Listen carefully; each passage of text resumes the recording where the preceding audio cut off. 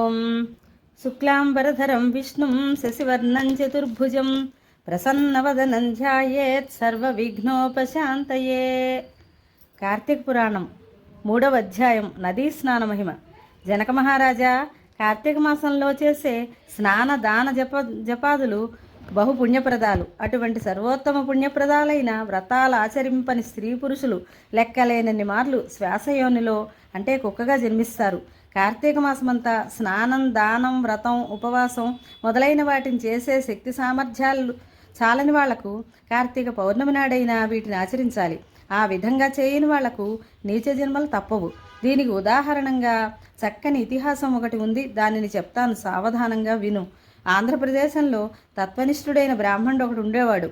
ఆ విప్రుడు సకల శాస్త్రార్థాలు తెలిసిన వాడై ఉండటం వల్ల శాస్త్రజ్ఞానాన్ని ఆచరణలోనికి తెచ్చుకున్నాడు.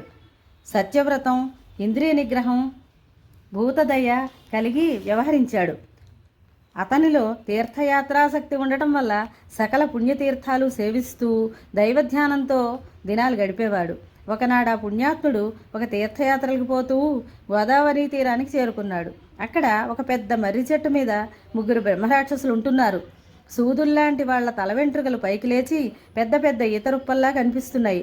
కొండ గుహల్లాంటి పెద్ద పెద్ద నోళ్లు తెరుచుకొని హా హా హూ హే హే అంటూ భయంకరంగా అరుస్తున్నారు. వాళ్ళ శరీరాలు కారు మబ్బుల కంటే నల్లగా నిగనిగలాడుతూ పర్వతాల్లా గోచరిస్తున్నాయి. పొడుగాటి వాళ్ళ చేతుల్లో మంచి పదునైన కత్తులు తలతలా మెరుస్తున్నాయి. వాళ్ళు కోరలు, దంతాలు చాలా వికృతంగా ఉన్నాయి. కళ్ళు చింతనిప్పుల్లా కనిపిస్తున్నాయి. వాళ్ళ ఉదరాలు కృషించిపోయి ఉన్నాయి. వాళ్లకు భయపడి ప్రాణరక్షణార్థం సకల ప్రాణులు ఆ మర్రి చెట్టుకు 6 క్రోసుల దూరం దాటి వెళ్ళిపోయాయి. ఆ బ్రహ్మరాక్షసుల భయం వల్ల మనుష్యులు కానీ, పశువులు కానీ, పక్షులు కానీ, మృగాలు కానీ ఆ ప్రాంతానికి పోవటం లేదు. ఆ చెట్టు చుట్టూ భయంకరాలైన ధ్వనులు సర్వదా వినిపిస్తూనే ఉంటాయి. తీర్థయాత్రలకు పోతూ ఆ మార్గాన పోయే బ్రాహ్మణోత్తమునకు ఆ విషయం తెలియదు. అది కార్తీక మాసమే ఉండటం వల్ల పవిత్ర గోదావరి స్నానం చేయాలనే సంకల్పంతో నదీ తీరం చేరుకున్నాడు. విధివశం వల్ల వటవృక్షాశ్రితులైన బ్రహ్మరాక్షసులను చూచి భయపడి వారి హుంకరింపులు వినే శక్తి చాలక చెవులు మూసుకున్నాడు. శరీరం అంతా చెమటలు పట్టింది. నిలువెల్లా వణుకు పుట్టింది. అన్యథా శరణన్నాస్తి అనుకున్నాడు. సర్వ జగద్రక్షకుడైన విష్ణు భగవానుని మనసారా ధ్యానించాడు. త్రాహి దేవేశ లోకేశ త్రాహి నారాయణావ్యయ సమస్త భయ విధ్వంసిన్ త్రాహి మాం శరణాగతం అని ప్రార్థిస్తూ రాక్షసుల బారి నుండి తప్పించుకునే మానవ ప్రయత్నంగా యథాశక్తి పరుగు పెట్టారంభించాడు. తగిన ఆహారం చాలా కాలానికి లభించిందనే పేరాశతో బ్రహ్మరాక్షసులు 3 తరుముకొని వెళ్ళారు. కొంత దూరం వెళ్ళిన తర్వాత ఆ పుణ్యాత్ముణ్ణి సమీపించి అమాంతంగా కబళించాలనే దృష్టితో చేతులు చాచి పట్టుకోబోయి బ్రహ్మతేజస్సుతో సకల ప్రాణుల్ని పునీతం చేయగల అతని ముఖాన్ని చూచి నివ్వెరపోయారు. ఆ విధంగా ఏకాగ్రతతో చూడటం వల్ల వాళ్ళ పాపాలు వాళ్ళను విడిచి పారిపోవటం వల్ల సజ్జన దర్శన మాత్రాన పుణ్యం ప్రాప్తించటం వల్ల పూర్వజన్మ స్మృతులు కలిగాయి. దానితో ఆ ముగ్గురు విప్రునకు భక్తి శ్రద్ధలతో నమస్కరిస్తూ, ఓ మహాత్మా, మీ యొక్క దివ్య దర్శన మహాత్మ్యం వల్ల మా పాపాలన్నీ పటాపంచలైపోయాయి. మీరు రావటం మాకెంతో ఉపకారం అయ్యింది. మీ దర్శన భాగ్యం వల్ల మాకు జ్ఞానోదయం అయ్యింది. పుణ్యపురుషులు పరోపకారం కొరకే భూమిలో సంచారం చేస్తూ ఉంటారు అని పొగిడారు. అల్పసంతుష్టి గల ఆ ద్విజవిప్రుడు శ్రీమన్నారాయణ దయకు మనస్సులో వందనాలు అర్పించుకున్నాడు. అతనిలో భీతి తొలగిపోయింది. నిశ్చింత, ఏకాగ్రత కలిగాయి. వాళ్లను దయతో చూస్తూ మీకు మేలు కలుగుతుందని ఆశీర్వదించాడు. తర్వాత వాళ్ళ విషయాలు తెలుసుకోవాలనే కుతూహలం కలగటం వల్ల, నాయనలారా, మీరెవ్వరు? మీకు ఇటువంటి జన్మ ఎందుకు వచ్చాయి? పూర్వజన్మలో మీరు ఎటువంటి పాపాలు చేశారు? చేసిన పాపం చెప్పటం వల్ల కొంత తరిగిపోతుంది. శ్రీమన్నారాయణుడు మనల్ని అందరినీ రక్షిస్తాడు. ధైర్యంగా ఉండండి. మీ వృత్తాంతాలు నాకు చెప్పండి, సందేహించవద్దు. అప్పుడు ఆ బ్రహ్మరాక్షసులు వరుసగా ఒకళ్ళ తర్వాత ఒకళ్ళు తమ తమ కథల్ని చెప్పడం ప్రారంభించారు. మొదటి బ్రహ్మరాక్షసుడు తన వృత్తాంతం వివరించాట. మహాత్మా, నేను ద్రావిడ దేశంలో ఉన్న సుందరమనే గ్రామానికి చెందిన బ్రాహ్మణ వంశానికి చెందినవాడిని. నాకు గ్రామాధికారం ప్రాప్తించింది. నేను ఆ అధికార గర్వంతో కన్ను మిన్ను కానకుండా కఠినాత్ముండనై కుటుంబ పోషణ యందు ఆసక్తి హద్దులు మీరటం వల్ల బ్రాహ్మణ ద్రవ్యాన్ని అపహరించాను. అంతేకాకుండా బంధువర్గాన్ని అలక్ష్యం చేశాను. అమావాస్య దినన్నాడు కూడా సద్బ్రాహ్మణులకు పిడికెడు అన్నం పెట్టి ఎరగను. బ్రహ్మత్వం 7 తరాలను పీడిస్తుందని తెలుసుకోలేకపోయాను. అది సూర్యచంద్రులున్నంత వరకు పీడిస్తుందనే శాశ్వత సత్యాన్ని గుర్తించలేకపోయాను. ఆ జన్మలో చేసిన పాపాల వల్ల రౌరవాది నరకాలు కొంతకాలం అనుభవించి తర్వాత అనేక నీచ జన్మలెత్తి పడరాని పాటలు పడుతూ చివరికి బ్రహ్మరాక్షస జన్మనెత్తాను. ఈ పాపం పోయే ఉపాయం చెప్పి నన్ను ఉద్ధరించమని ప్రార్థిస్తున్నాను అని మొదటి బ్రహ్మరాక్షసుడు తన వృత్తాంతం నివేదించుకున్నాడు. తర్వాత రెండవ బ్రహ్మరాక్షసుడు తన కథను వివరించడం ప్రారంభించాడు. విప్రోత్తమ, నేను జన్మనిచ్చిన తల్లిదండ్రులను ద్వేషించాను.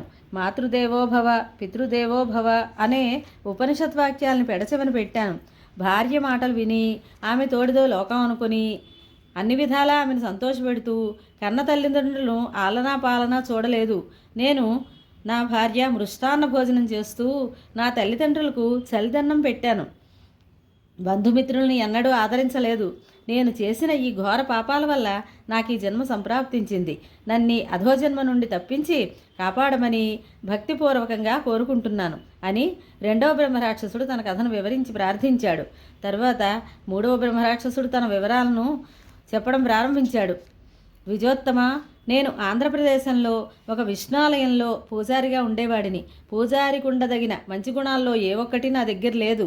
నేను ఉండేది పవిత్ర స్థలం అయినప్పటికీ నాలో అంతా అపవిత్రమే నిండి ఉండేది. అందరూ అక్కడికి వచ్చి పుణ్యాన్ని సంపాదించుకుంటూ ఉంటే నేను అక్కడ పాపాలు మాత్రమే సంపాదించుకున్నాను. నాలో దైవభక్తి లేదు. దయాదాక్షిణ్యాలు ఎలాగూ లేవు. ఎలా ఉంటాయో తెలీదు. ఆత్మస్థుతి పరనింద వంటిది. దుష్కృత్యాలకు వెనుది లేదు. కులస్త్రీలను మానభంగం చేసేవాడిని. పరధనాలు అపహరించేవాడిని. స్వామివారి ఆభరణాలు, భక్తులు దీపారాధనకై ఇచ్చిన నూనె మొదలైనవన్నీ వేశ్యాగృహాలతో పంపేవాడిని. స్వామికి చేయవలసిన నిత్య పూజా నివేదనలు కూడా చేయను. రేయింబవళ్ళు వేశ్యాలోలత్వంతో మునిగి తేలుతూ ఉండేవాడిని. వేశ్యాగృహాలే నాకు దేవాలయాలు. శరీర సౌందర్యం అశాశ్వతమని, బ్రహ్మ పదార్థం ఒక్కటే శాశ్వతమని గ్రహించలేకపోయాను. ఉన్న సంపదంతా వేశ్యల హస్తగతం చేసుకున్నారు. నాలో సత్వ సంపదలు ఉడగంగానే బయటకు నెట్టివేశారు. చివరకు దిక్కులేని చావు చచ్చి నరకంలో నానాయాతనలకు గురయ్యాను. తర్వాత అనేక నీచ జన్మలెత్తి తొదకి బ్రహ్మరాక్షస జన్మనెత్తాను. మీ దర్శన భాగ్యం వల్ల నాకు జ్ఞానోదయం కలిగింది. చేసిన పాపాలకెంతో సిగ్గుపడుతున్నాను. పశ్చాత్తాపం వల్ల కొంత పాపం పోతుందని పెద్దలు చెబుతూ ఉంటారు. నన్ను మీరే ఉద్ధరించాలి అనే పూర్వ విశ్వాసంతో కలిగింది నాకు. నన్ను కాపాడే భారం మీ మీద ఉంచుతున్నాను. దయతో నన్ను కాపాడండి అని బ్రహ్మరాక్షసుడు తన కథను చెప్పి వేడుకున్నాడు.